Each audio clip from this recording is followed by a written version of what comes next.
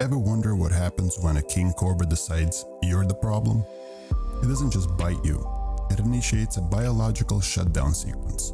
Today, I'm taking you phase by phase, from the moment you lock eyes with this 15 feet of living venom to the point where your body forgets how to breathe.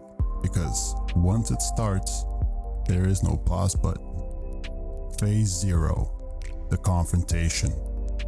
This was avoidable. You're in Southeast Asia, maybe hiking, maybe pretending to be Steve Irwin, maybe just minding your business, and then you see it, a king cobra, 15 feet of vertical problem. It doesn't slither away, it rises, up to 1/3 of its body off the ground. That means it can look you straight in the eye, which is impressive, because now you're being judged by a reptile. It spreads its hood, it growls. Yes, growls, not hisses, growls, like a reptilian engine starting up. At this point, you have options.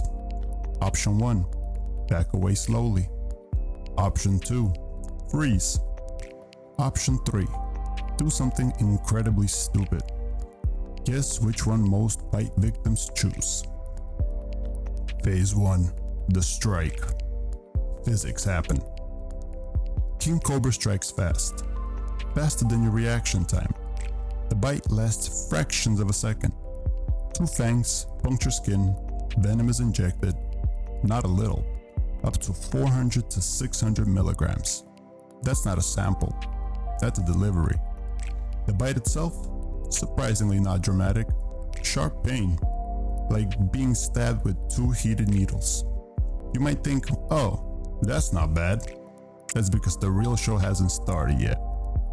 Phase 2, the first 5 to 15 minutes, the setup.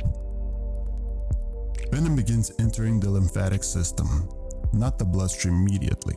It travels through tissues like silent carrier. The king cobra's venom is primarily neurotoxic.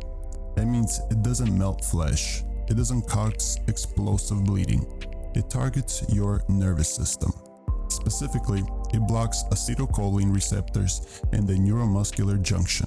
Translation: your brain sends signals, your muscles stop answering. At first you feel local pain, mild swelling, tingling near the bite site, maybe nausea. Then something subtle happens. Your eyelids feel heavy, like you pulled an all-nighter, except you didn't.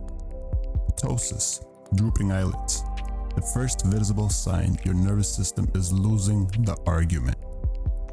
Phase 3, 15 to 30 minutes, the disconnect. The venom spreads, your face muscle weakens, speech begins to slur. Not because you're intoxicated, because your neuromuscular junctions are failing. It's like someone is unplugging cables behind your face. Swallowing becomes difficult, saliva pools. Your vision may blur. Double vision can occur. Your body is slowly entering manual override.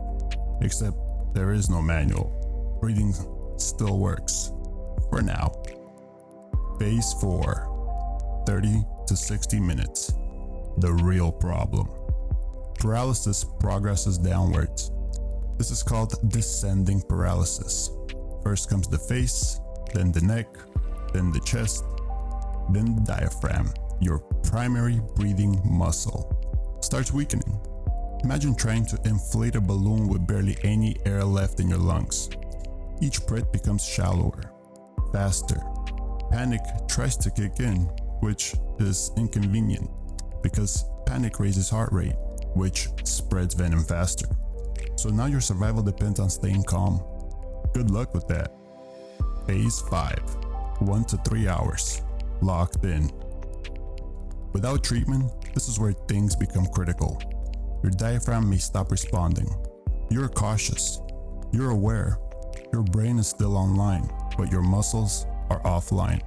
It's like being trapped inside your own body while the controls stop working. You try to inhale. Nothing. Respiratory failure begins. This is what kills.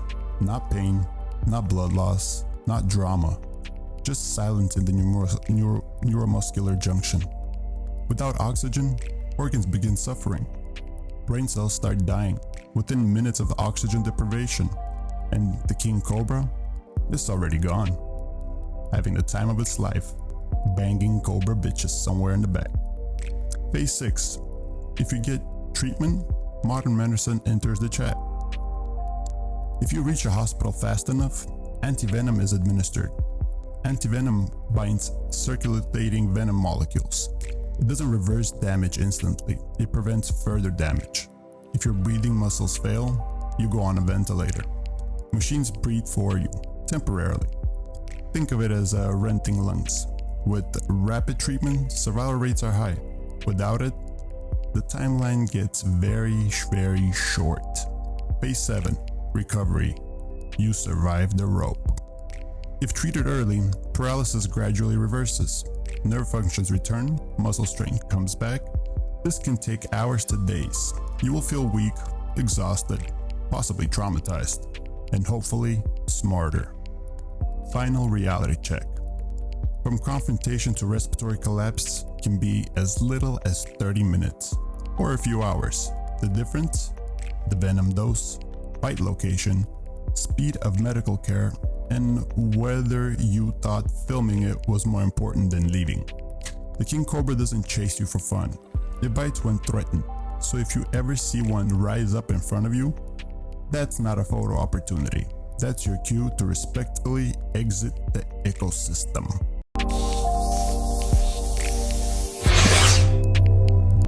Thanks for watching. Please like and subscribe for more crazy stories.